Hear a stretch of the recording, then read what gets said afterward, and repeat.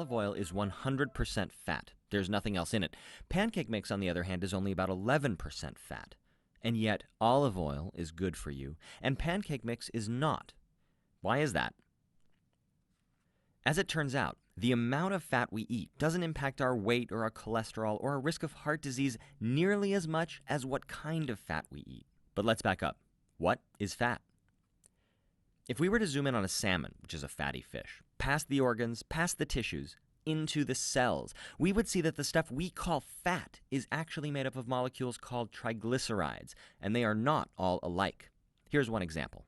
Those 3 carbons on the left, that's glycerol. Now you can think of that as the backbone that holds the rest of the molecule together.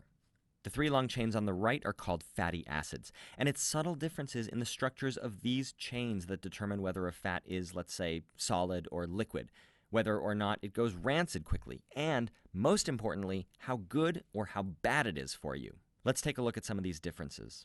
One is length. Fatty acids can be short or long. Another, more important difference is the type of bond between the carbon atoms. Some fatty acids have only single bonds. Others have both single and double bonds. Fatty acids with only single bonds are called saturated, and those with one or more double bonds are called unsaturated.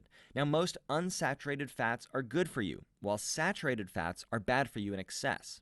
For saturated fats, the story pretty much ends there, but not for unsaturated fats. The double bonds in these molecules have kind of a weird property. They're rigid. So that means that there are 2 ways to arrange every double bond. The first is like this, where both hydrogens are on the same side and both carbons are on the same side.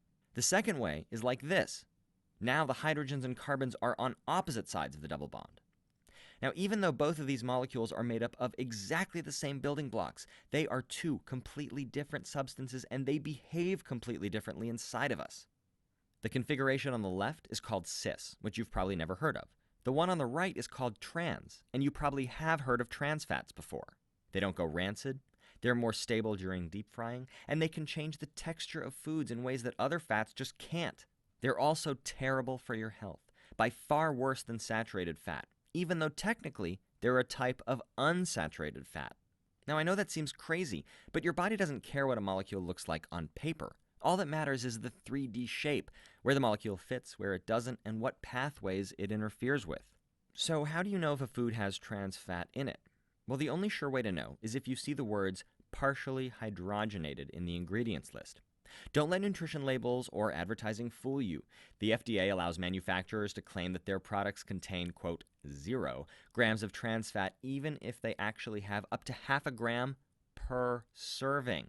But there are no hard and fast rules about how small a serving can be, and that means you'll have to rely on seeing those key words, partially hydrogenated, because that's how trans fats are made, by partially hydrogenating unsaturated fats. So let's go back to our olive oil and pancake mix from before. Olive oil is 100% fat. Pancake mix is only 11% fat. But olive oil is mostly unsaturated fat, and it has no trans fat at all. On the other hand, more than half the fat in pancake mix is either saturated or trans fat. And so even though olive oil has 10 times as much fat as pancake mix, it's healthy for you, whereas pancake mix is not. Now, I'm not trying to pick on pancake mix. There are lots of foods with this type of fat profile. The point is this. It's not how much fat you eat, it's what kind of fat. And what makes a particular fat healthy or unhealthy is its shape.